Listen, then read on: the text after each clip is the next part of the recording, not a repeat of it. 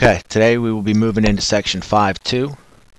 Our objectives are to add and subtract polynomials, and we will also discuss finding the additive inverse of a polynomial.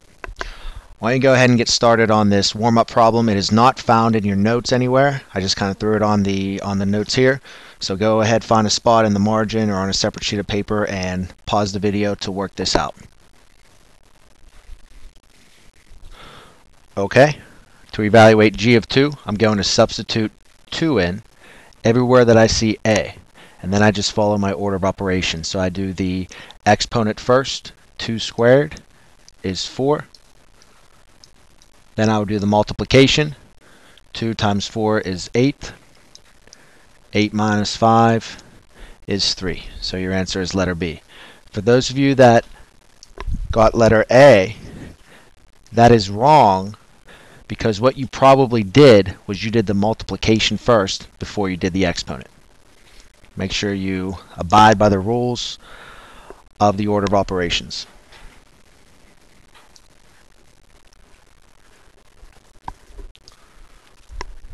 Okay, let's move on to adding and subtracting polynomials. Basically already did this a little bit in the last section. The main component to this is combining like terms. And whenever we combine like terms, we want to also make sure we write our answer in standard form, which, if you remember what standard form is, it's where you write the term of largest degree first, and then the next term of largest degree next, and so on, all the way down to the constant. So in example 2, it says, write the sum or difference of each polynomial into standard form, and then classify the resulting polynomial by the number of terms and degree. So in letter A, we are adding two polynomials. Basically, nothing really changes here. You just collect your like terms. You can almost imagine that the parentheses aren't even there. Start with your terms of largest degree first, which are the cubic terms. 6x cubed plus 2x cubed, which is 8x cubed. Then your next terms of largest degree are the quadratic terms. Plus 3x squared minus 5x squared is minus 2x squared. Your next terms of largest degree are the linear terms, or linear term in this case, it's the only one, minus 3x. And finally, we have the constants. Negative 4 plus 10 is plus 6. So that is the simplified sum of the two polynomials. And we are now to classify it by the number of terms and the degree. Well, it is degree 3, so we call it cubic. And there are 4 or more terms, so we will just call it a cubic polynomial. Make sure you review your vocabulary from the last section, the 2 charts provided. Looking at letter B, gets a little trickier when we have subtraction, only because the only added step is that you have to distribute the minus to all terms that are in the parentheses of the following polynomial. So let's just do an extra step here. Let's write the first polynomial as is, 5x squared minus 6x minus 11. Then we distribute the minus, so we actually get a plus 8x cubed minus x squared plus 2.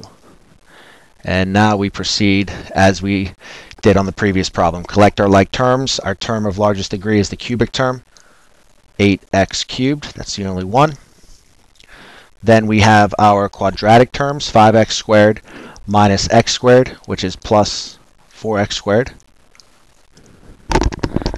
Then we have our linear term, minus 6x. Then we have our constants. Negative 11 plus 2 is negative 9. So there is the simplified difference when we subtracted the polynomials. And to classify this, again, degree 3 makes it cubic. 4 or more terms makes it just a polynomial. We can't call it a binomial or a trinomial or a monomial.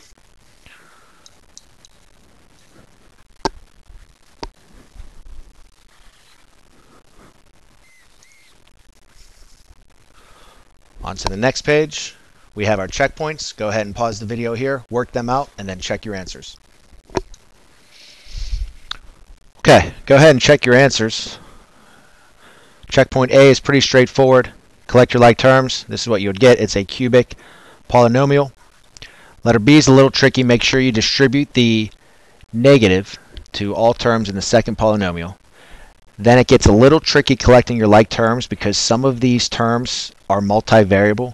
They have more than one variable. Notice these two I underlined in blue have an x and a y to the fourth. Those are your like terms. So 5 plus 3 gives you 8. xy squared and xy squared. They are like terms because the variables are the same. -7, -2, and so on. So this is what you would get for your difference as you subtract the polynomials. Kind of rare. We're not going to see too much of this year, but just so you know, you can still classify this by the number of terms. There's 4 or more terms, so we would call it a polynomial.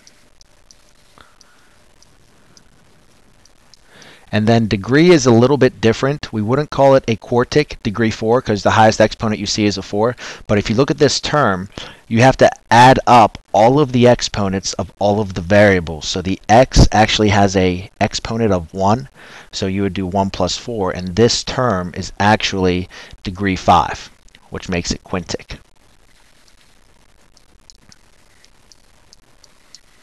This term would be 1 plus 2, degree 3. This term would be degree 2, degree 1, degree 0. I wouldn't worry about those types of problems too much, but you might see it here and there.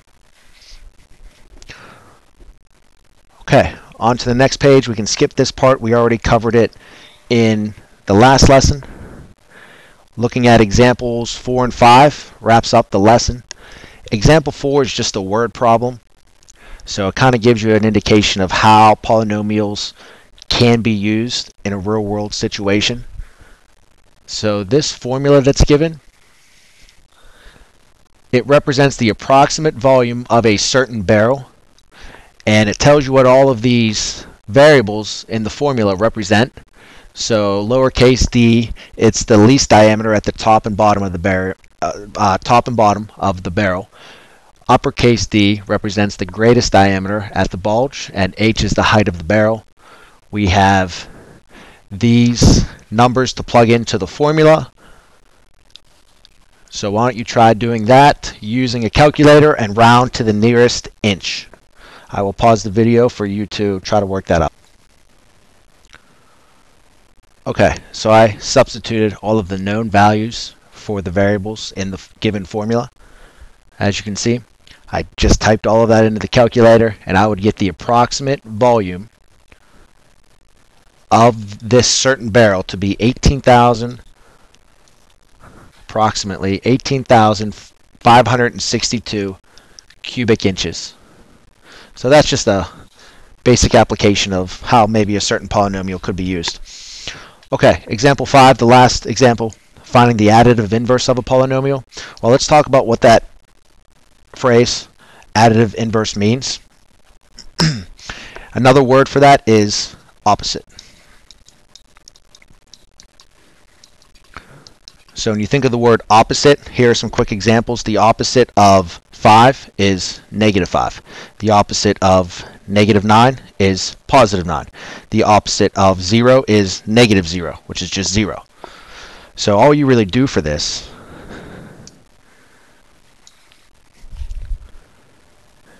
is you copy down the polynomial and you take the opposite of it, which means you put a negative out in front. Just make sure you distribute the negative to all terms, just as if we were subtracting it.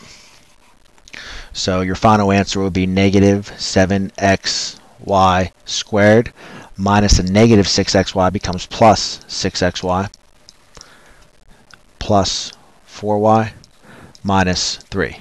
So you're basically just changing the signs of all of the terms. And that's it for additive inverse or opposite. Okay, on to the closing questions. Go ahead and pause the video and work these out, and then check your answers when you're done.